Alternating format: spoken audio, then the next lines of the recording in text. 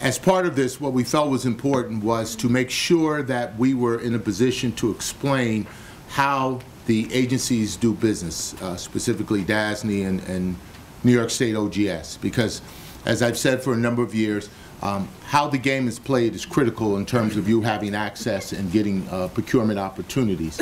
So how do we go about procuring the opportunities for a professional services firm and CM-based firms? What's our process? So the next two speakers are going to take a few minutes to discuss how the procurement process occurs with both New York State OGS and with the Dormitory Authority. I'm with specifically the Design and Construction Group within OGS. And as you can deduce from that name, the Design and Construction Group provides a full range of architectural, engineering, and construction management services to state agencies. We provide services exclusively to state properties, okay?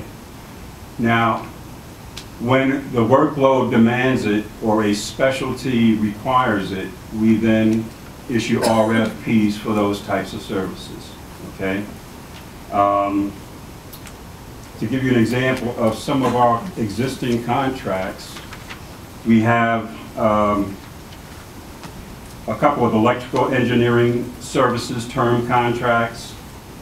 We have three environmental remediation contracts. We have tank inspection services. So you get the sense of the types of contracts that are typically put out for proposals by the Office of General Services. We advertise in the contract reporter, but there's a link there that goes right to our website where you get quite a bit more detailed information about the procurement. Currently, we have two RFPs. One is for water tank inspection and testing. It's a term contract. And the intent is to contract with up to 2 firms to provide potable water storage, inspection, and engineering services. Services include evaluations of operational functionality, sanitary, structural, and safety conditions. Now, 75% of our construction projects around which these service contracts will support are in the upstate New York, western New York area. Conversely, 25% are in the New York City, Long Island area. Our major client is the Department of Corrections. So 40% of our work generally involves the correctional services arena. We also service the Office of Mental Health, the Office of People with Developmental Disabilities, the State Police, and the Department of Transportation. Our selection panels consist of architects, engineers, and construction management types who are employees of the Design and Construction Group in OGS. The comments that you're going to hear from Dawn are applicable to OGS as well. The only point I want to make is that to the extent that you follow the directions in the RFP precisely, in the same order that it is listed, that you answer every item even if you don't do it or don't have it, and to the extent that you realize your audience. We're not looking for people, if we have a HVC, a mechanical engineering project in a prison, and you show us a picture of a Fortune 500 company, there's going to be a disconnect. So you want to remember who you're dealing with. We serve state agencies where people are housed, they're either incarcerated or they're being rehabilitated or serviced in some fashion. So this is the Department or the Office of General Services for the state. Thank you.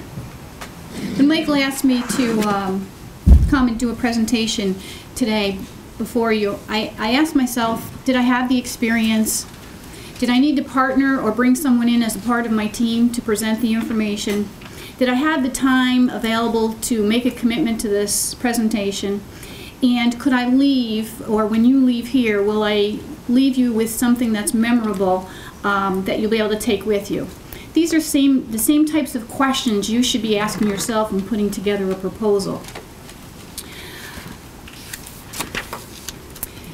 Good morning, my name is Dawn Langenbach. As Michael had indicated, I'm the Senior Manager of Professional Services Contracts within the Dormitory Authority. I plan to cover today with you, talk a little bit about procurement opportunities, the go, no-go test, writing a successful proposal, presenting a quality proposal, and then planning for the future.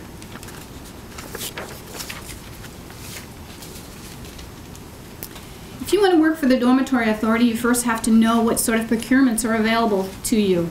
One way to find out is on DASNY's website.